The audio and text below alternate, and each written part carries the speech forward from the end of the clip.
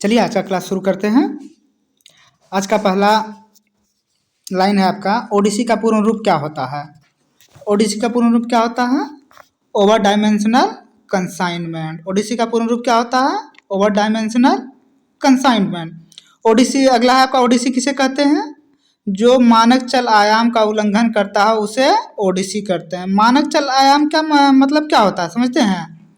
जब किसी गाड़ी पे, जैसे मान लीजिए ये गाड़ी है, इसके ऊपर कोई सामान है और ये जब लेसिंग पैसिंग के बाद यानी कि बांधने के बाद, इस पर सामान लोडिंग के बाद, जब लेसिंग पैसिंग के बाद जब ये माना जो एक स्टैंडर्ड है उससे अगर ज़्यादा हो जाता है तो उसी को मानक चल आयाम का उल्लंघन बोला जाता है। तो ओडिसी किसे कहते हैं? जो मानक चल आयाम का उल्लंघन करता हो।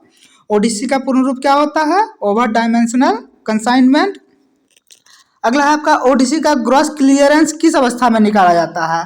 तो ओडिसी का ग्रॉस क्लियरेंस किस अवस्था में निकाला जाता है? स्थिर अवस्था में। स्थिर अवस्था में क्या निकाला जाता है? ओडिसी का ग्रॉस क्लियरेंस। ठीक है, आगे देखते हैं। ओडिसी का नेट क्लियरेंस किस अवस्था में निकाला जाता है? तो ओडिसी का नेट क्लियरेंस किस अवस्था में निकाला जाता है? गतिशील अवस्था में। ग्रॉस क्लियरेंस स्थिर अवस्था में और नेट क्लियरेंस गतिशील अवस्था में निकाला जाता है। आगे देखते हैं, ओडिसी का मूवमेंट ऑर्डर कौन देता है? सियोम। ओडिसी का मूवमेंट ऑर्डर कौन देता है? सियोम। एक क्लास ओडिसी का गति क्या होता है? तो एक क्लास ओडिसी की गति क्या होता है? सेक्शनल। एक क्लास ओडिसी का गति क्या होता है? सेक्शनल। आगे देखते हैं, बी तथा सी क्लास ओडिसी की गति क्या होता है? तो बी तथा सी क्लास ओडिसी की गति क्या होता है? 40 किलोमीटर प्रति घंटा। बी तथा सी क्लास ओडिसी की गति क्या होता है? 40 किलोमीटर प्रति घंटा। आगे देखते हैं, सी क्लास ओडिसी का अप्रूवल ऑफिसर कौन होता है? सीआरएस।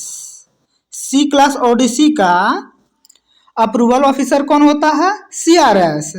जबकि मूवमेंट ऑर्डर कौन देता है? सियोम। कौन देता है? सियोम। ठीक है, आगे देखते हैं, ए तथा बी क्लास ओडिसी का अप्रूवल कौन देता है? कौन देता है ये? प्रधान मुख्य अभियंता। कौन देता है?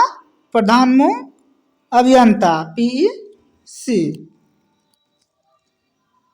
सॉरी, ये होगा PCE। ठीक है, प्रिंसिपल चीफ इंजीनियर। तो ए तथा बी क्लास ओडिसी का अप्रूवल कौन देता है? प्रधान मुख्य अभियंता। आगे देखते हैं, किस प्रकार की ओडिसी का रात्रि परिचालन नहीं हो सकता? सी क्लास ओडिसी का रात्रि परिचालन नहीं हो सकता। किस प्रकार के ओडिसी सी क्लास का रात्रि परिचालन नहीं हो सकता? किस वर्ग की ओडिसी को एस्कॉर्ट की आवश्यकता नहीं होती? ए क्लास ओडिसी को एस्कॉर्ट की आवश्यकता नहीं होती है। किस वर्ग की ओडिसी को एस्कॉर्ट की आवश्यकता नहीं होती? ए क्लास ओडिसी को। बी क्लास ओडिसी की कितनी वजन होने पर एस्कॉर्ट की आवश्यकता होती है? जब 130 टन से ज़्यादा हो जाएगा तो बी क्लास के ओडिसी को एस्कॉर्ट की आवश्यकता होगा। जब 130 टन से ज़्यादा हो जाएगा तो बी क्लास ओडिसी को एस्कॉर्ट की आवश्यकता होगी। आगे देखते हैं, क्या लमडिंग बदरपुर सेक्शन में बी क्लास ओडिसी के लिए एस्कॉर्ट की आवश्यकता होती है? हाँ, बिल्कुल होगी। लमडिंग बदरपुर सेक्शन जो हिल सेक्शन कहलाता है, इसमें एस्कॉर्ट की आवश्यकता होती है। सी क्लास ओडिसी का प्रचालन किस अवस्था में पूर्णतः प्रतिबंधित है? सबसे कम क्लियरेंस वाले जगह पर। सबसे कम क्लियरेंस वाले जगह पर सी क्लास ओडिसी का प्रचालन पूर्णतः प्रतिबंधित है। जबकि सी क्लास का रात्रि प्रचालन नहीं होता है। ए और बी क्लास ओडिसी का रात्रि प्रचालन होगा।